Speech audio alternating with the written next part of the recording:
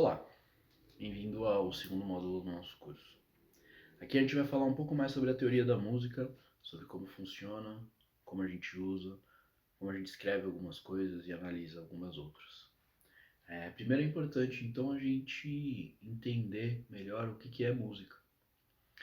A música é a arte de organizar sons numa certa maneira.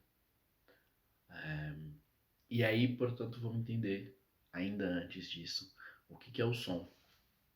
O som é resultado de algumas ondas sonoras. Dificilmente uma onda única, exceto quando esse som é criado digitalmente, o que é possível com alguns equipamentos mais recentes. Mas, a princípio, as ondas acontecem naturalmente em, com a movimentação mecânica de algum corpo, e isso cria uma movimentação das partículas no ar que é entendida primeiro pelo nosso tímpano e depois por todo o nosso cérebro como o som. Essa, esse resultado, esse som, ele pode ser analisado em 4 características. A primeira delas é a altura. Importante aqui a gente não confundir com altura volume, mas quando a gente fala de altura de som, a gente está falando de quão agudo ele é ou quão grave ele é.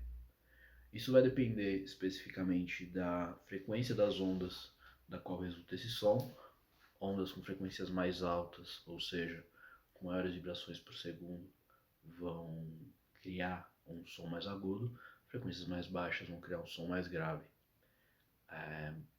Então a primeira análise é qual a altura desse som, quão agudo ele é, quão grave ele é. A gente evita aqui usar os termos tão alto ou tão baixo, porque pode confundir com outra característica do som, que é efetivamente a intensidade. Na intensidade a gente vai falar de um som forte ou um som fraco. Quão forte esse som, quão fraco esse som. Outra característica muito importante do som é a duração, ou seja, quão longo é esse som ou quão curto é a emissão desse som, né? Por quanto tempo ele dura. Você pode ter um som que dure 1 segundo, você pode ter um som que dure 10 segundos. Qual que é a intensidade dele. E por último, timbre, que talvez seja o mais difícil de compreender, mas fala da característica do som. Quando a gente ouve, por exemplo, uma buzina, a gente sabe que é uma buzina. Quando a gente ouve a voz de alguém, a gente sabe não só que é uma voz, mas talvez se a gente já conhece aquela pessoa, saiba que é uma pessoa específica falando. E tudo isso tem a ver com timbre. O timbre tem a ver com quais são as ondas. Como eu falei no começo, dificilmente o som é formado por uma onda única. São várias ondas que acontecem em conjunto. E quais são essas ondas, ou como estão distribuídas essas ondas, é o que vai determinar o timbre, ou seja, a característica de cada som. É claro que quando a gente fala de som, a gente não está falando apenas de música. A buzina de um carro, por exemplo, o choro de uma criança, uma porta que bate, tudo isso são sons que também podem ser analisados da mesma forma. Fazer música é pegar esses sons e organizá-los tendo 3 grandes centros de referência, que a gente ouve bastante falar como o triângulo, o tripé da música, que são o ritmo, harmonia e melodia. A melodia, que muitas vezes a gente vê como a mais importante ou a primeira, efetivamente talvez seja a primeira coisa que a gente ouça quando a gente ouve uma música. É, sem dúvida, aquilo que a gente sai assoviando ou sai cantarolando depois de ouvir uma música nova ou uma música que pega na cabeça. A melodia, em termos simples, é a parte cantada ou a parte tocada porque fez um solo. Ou seja, uma nota que vem logo após a outra. Qualquer melodia, qualquer música que você conseguir cantar agora é uma melodia, até porque a voz ela é um instrumento melódico, ou seja, um instrumento que faz uma nota depois da outra. A melodia dá muito a característica da música. Muita gente diz que harmonia, que é o que a gente vai falar no próximo item, não são tantas as variações possíveis, então é difícil dizer que uma harmonia é plagiada. As harmonias podem se repetir muito. A melodia é o que dá identidade, efetivamente, para uma música. Portanto, a melodia é a primeira coisa que a gente ouve. Já a harmonia, a própria palavra em si já nos traz um conceito de coisas que soam bem juntas, coisas que coisas harmônicas são coisas que estão funcionando bem juntas. Harmonia é quando você une as notas num sentido de pensar bem, essas notas aqui farão sentido juntas. Seja um sentido que elas soem bem ou não, né? Que elas soem agradável ao ouvido ou não. Porém, quando você pensa, quero essas notas aqui tocando junto, você tem uma harmonia. O caminho que as notas tocando junto vai levar, que podem guiar a melodia ou podem ser guiados pela melodia, é a harmonia. Um belo exemplo disso é um violino ou um trompete, que são instrumentos melódicos, eles tocam apenas uma nota por vez. Já o violão, o piano, a guitarra são instrumentos harmônicos, instrumentos que têm a capacidade de tocar 3, 4, 10 notas ao mesmo tempo. Portanto, é isso o que a gente vai chamar de harmonia. O caminho que vai ser trilhado, o norte que vai ser dado para que em cima disso se construa a melodia. É tido muitas vezes como menos importante, porém é sem dúvida o item sem a qual não se faz música. É o ritmo. O ritmo ele diz muito respeito sobre a duração ou espaço entre as notas.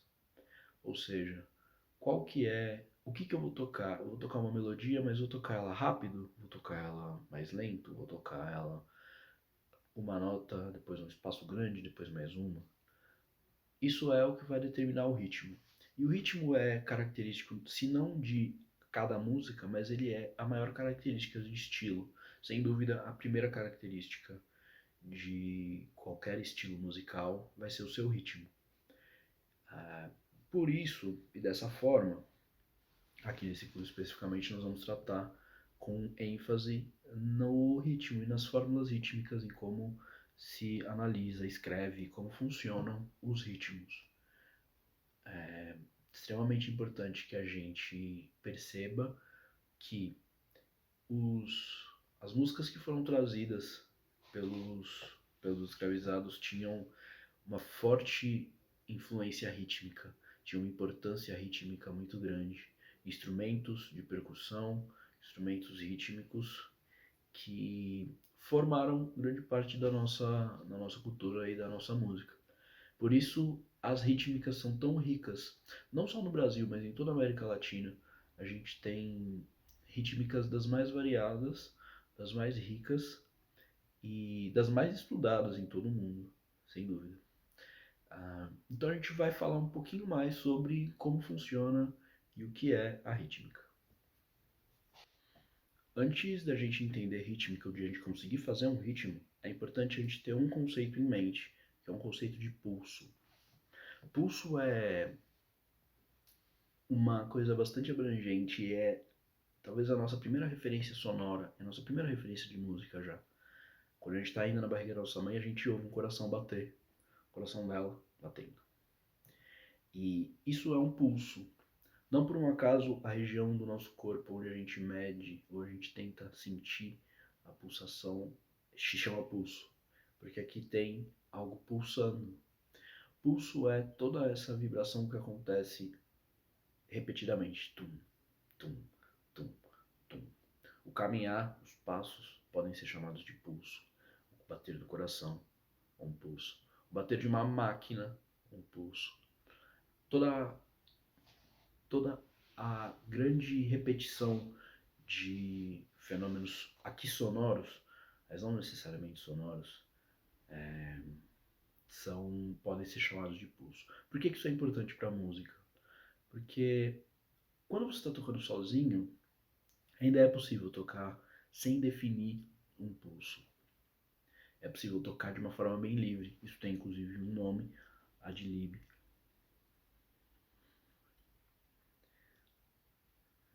É possível tocar de uma forma bem livre. Porém, quando você vai tocar em grupo, para que se toque junto, é importante que se tenha definido um pulso. É para isso que existe, por exemplo, é um dos motivos pelo qual existe a figura do maestro numa orquestra. Se 50, 60, 80, 100 pessoas tentarem tocar juntos, é preciso que elas tenham um norte de esse é o pulso que nós vamos seguir.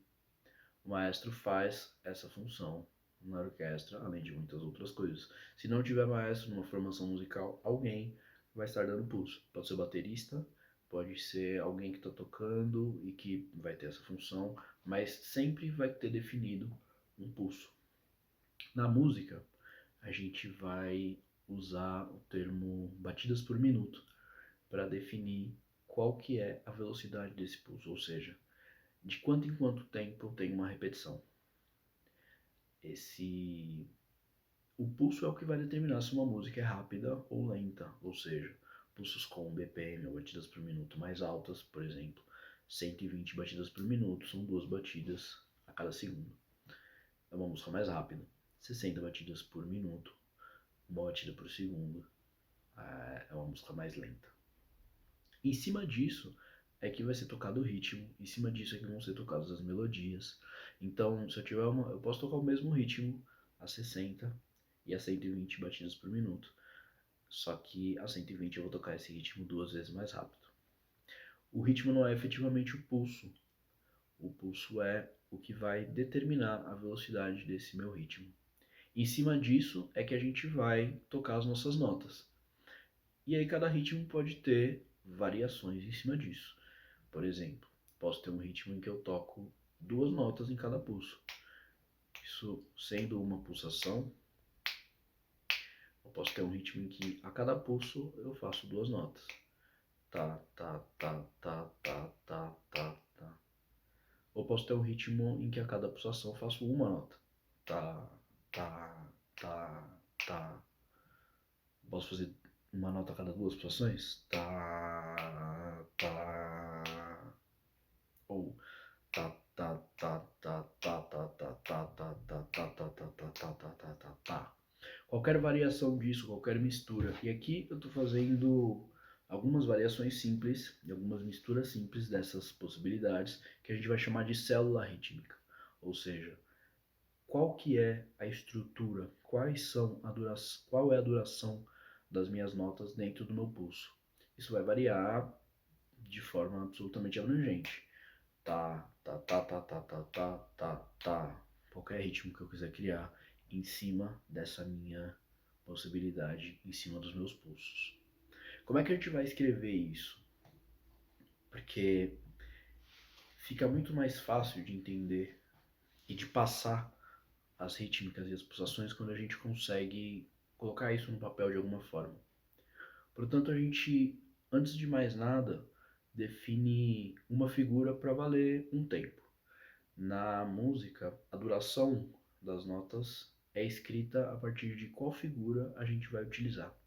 Então, uma figura vai valer um tempo, a gente define qual será, para esse efeito, a gente vai definir uma figura que é a semínima, que vocês podem ver como uma figura que vale um tempo, e todas as outras vão ter relação com ela, ou seja, acima dessa figura estarão figuras que valem o dobro dela, ou seja, uma mínima vale o dobro de uma semínima. Se aqui uma semínima vale um tempo, a mínima vai valer o dobro. Abaixo dela está a colcheia, que vale a metade, ou seja, vale metade de um tempo, meio tempo. Semicolcheia embaixo e assim por diante. Figuras podem subir ainda, figuras que valendo mais tempo, ou figuras valendo menos tempo, mais abaixo. Dessa forma a gente vai conseguir escrever a nossa rítmica de forma muito mais clara. Que eu quero tá, tá, tá, tá, tá, tá, tá, tá. A gente consegue escrever como tá, tá, tá, tá, tá, tá, tá, tá. Fica muito mais fácil de entender, de passar qual que é a rítmica, caso você queira que alguém toque, ou queira explicar para alguém qual que é o ritmo, por exemplo, como a gente vai ver do G-Sharp. Então a gente vai usar essas figuras rítmicas para escrever a nossa rítmica, a nossa partitura, o ritmo que será tocado em cima dos pulsos. Os pulsos a gente vai separar em grupos, Até porque a música é feita de repetição. E como a gente está bem acostumado, a gente ouve bastante na música como ser um, dois, três, quatro, um, dois, três, quatro. Isso significa que a gente está juntando os nossos pulsos ou os nossos tempos de 4 em 4, grupos de 4 tempos. Cada um desses grupos a gente vai chamar de um compasso, ou seja, os compassos podem variar entre grupos de 4 tempos, 1, 2, 3, 4, 1, 2, 3, 4. Ou grupos de 3 tempos, 1, 2, 3, 1, 2, 3. Grupos de 2, 1, 2, 1, 2. Grupo de 7, 1, 2, 3, 4, 5, 6, 7. 1, 2, 3, 4, 5, 6, 7. A variação é livre. Posso fazer de quantos tempos eu quiser. Claro que alguns estilos e alguns ritmos vão ter características quanto ao número de tempos dentro de cada compasso. Essa informação vai ser descrita a partir de uma informação logo no começo da pauta musical, que é a fórmula de compasso. Ela está na forma de fração e o número de cima, que seria o numerador da fração, ele indica pra gente quantos tempos tem cada compasso. Ou seja, se em cima eu tenho um 4, isso significa que cada um dos meus compassos vai ter 4 tempos. Se em cima eu tenho um 3, 3. Em cima eu tenho um 7, ou um 5, 7 tempos, ou 5 tempos. O número de baixo está ali para definir qual que é a figura que vale um tempo. Aqui a gente definiu juntos que a semínima valeria um tempo. Muitas vezes é bastante comum até que a gente aprenda no início que é simplesmente isso. A semínima sempre vale um tempo. Porém, isso pode variar. E essa variação vai estar descrita aí na fórmula de compasso. Se, por exemplo, o número que tiver embaixo for um 2, quem vale um tempo é a mínima. Tudo isso tem como base a maior das figuras usadas hoje em dia, que é a semibreve. Uma figura que é tida como a unidade, como a figura a princípio inteira. Então, ela é o número 1. Como cabem duas mínimas dentro dela, lembrando daquela relação de que a cada figura a gente tem a metade do anterior, como cabem duas mínimas dentro dela, a mínima é representada pelo número 2. Como cabem 4 semínimas dentro dela, a semínima é representada pelo número 4. E assim por diante. Essa é a fórmula de compasso que vai determinar especificamente qual que é as figuras que valem um tempo e quantos tempos a gente vai ter em cada compasso. Sabendo disso, a gente já consegue escrever grandes partes dos ritmos que a gente vê cotidianamente. Então, por exemplo, tá, tá, tá, tá, tá, tá, tá, tá, tá. É uma possibilidade rítmica. Ou 1, 2, 3, 4, tá, tá, tá, tá, tá, tá, tá, tá. São todas possibilidades que a gente consegue escrever facilmente na partitura. Essa pauta com 5 linhas. É claro que a altura da nota, como a gente falou, ou qual é a nota que vai ser feita, ela vai ser descrita na partitura por o lugar onde essa nota está. Ou seja, notas mais altas na partitura vão ser notas mais agudas, notas mais baixas na partitura, notas mais graves. Elas vão estar dispostas entre as 5 linhas e os 4 espaços, ou em linhas espaços superiores e inferiores. Aqui, para o nosso estudo, como a gente está tratando especificamente de rítmica, a gente não vai abordar a questão de altura de nota, porque vamos tratar de instrumentos rítmicos, vamos falar dos ritmos especificamente. Por isso é até possível a gente usar uma única linha como pauta para trabalhar cada um desses ritmos, que é o que a gente vai fazer já no próximo módulo. Espero vocês por lá.